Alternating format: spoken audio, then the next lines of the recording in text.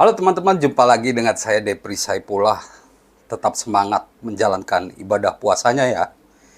Kita juga karang-karang ini terus menunggu update Timnas Indonesia yang semakin dekat melawan Vietnam pada kualifikasi Piala Dunia 2026. Duel yang sudah dinanti sejak tahun lalu, duel yang sudah dinanti berbulan-bulan.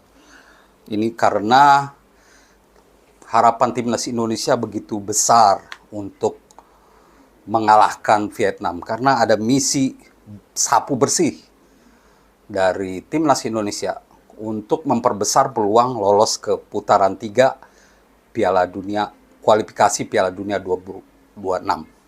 Menjelang duel melawan Vietnam pada laga pertama 21 Maret, kita sudah tahu kabar terbaru bahwa Tom Hei dan Ragnar Oratmangun fix tidak main di laga pertama. Tapi ini tidak akan membuat Sintayong risau.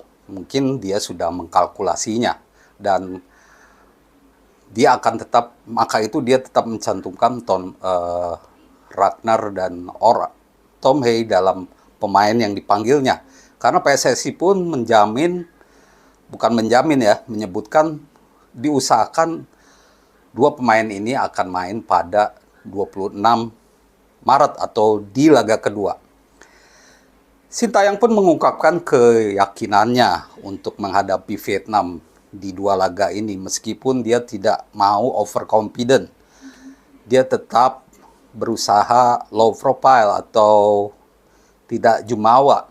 Dia merasa persiapan timnas harus 100%. Walaupun pede, walaupun STY pede, tapi ada juga sedikit rasa khawatir yang dirasakannya. Ini berhubungan dengan faktor non-teknis. Kalau pemain semuanya kumpul 18 Maret, dia mengkhawatirkan kondisi fisik para pemain. Soalnya hampir mungkin 50% dari pemain adalah pemain abroad. Ada yang main di Eropa, Belanda, dan Belgia. Ini yang dikhawatirkannya, kondisi fisik pemain. Walaupun di sepak bola internasional sekarang, ini sebuah hal yang biasa. Apapun kondisinya, pemain harus siap untuk tempur atau melawan atau menjalani duel bersama Timnas Indonesia.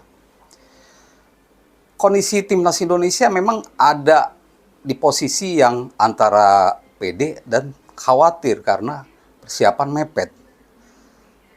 Namun, secara keseluruhan, Sintayong sudah bekerja sejak awal Maret ini. Dia bahkan sudah keliling Eropa atau khususnya Belanda dan Belgia untuk memantau pemain.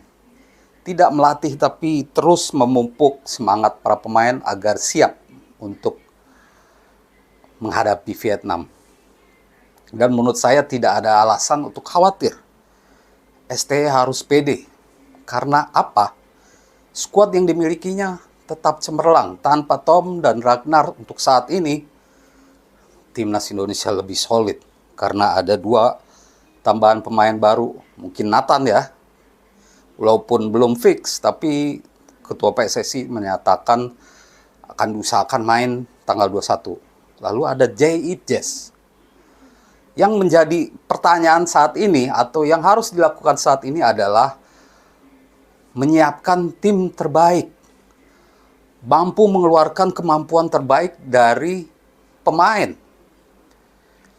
Karena kekuatan timnas merata, pemain-pemainnya bagus, maka tidak ada alasan untuk khawatir. Apalagi kondisi Vietnam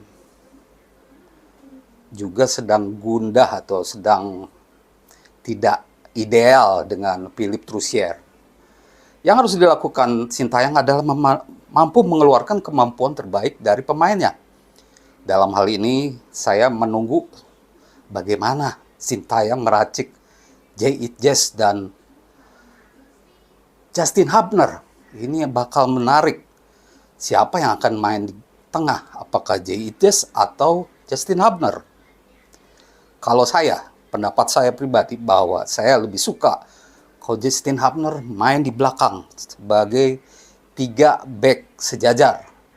Mengapa? Karena daya jelajahnya akan tambah besar. Daya jelajahnya lebih jauh ketimbang dari tengah, pergerakannya lebih sedikit. Ini juga yang dilakukan Sintayong saat mengalahkan Vietnam di Piala Asia 2023 lalu. Saat itu Sintayong menempatkan menempatkan Justin Hubner maksud saya di posisi back.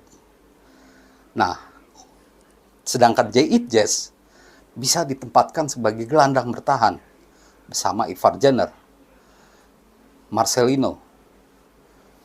Ini akan menarik. Bagaimana Sintayong memaksimalkan pemain-pemain terbaiknya. Sedangkan di depan ada Rafael Struijk dan juga Jakob Sayuri. Karena Ragnar dan Tom belum main, pemain-pemain yang ada bisa dimaksimalkan.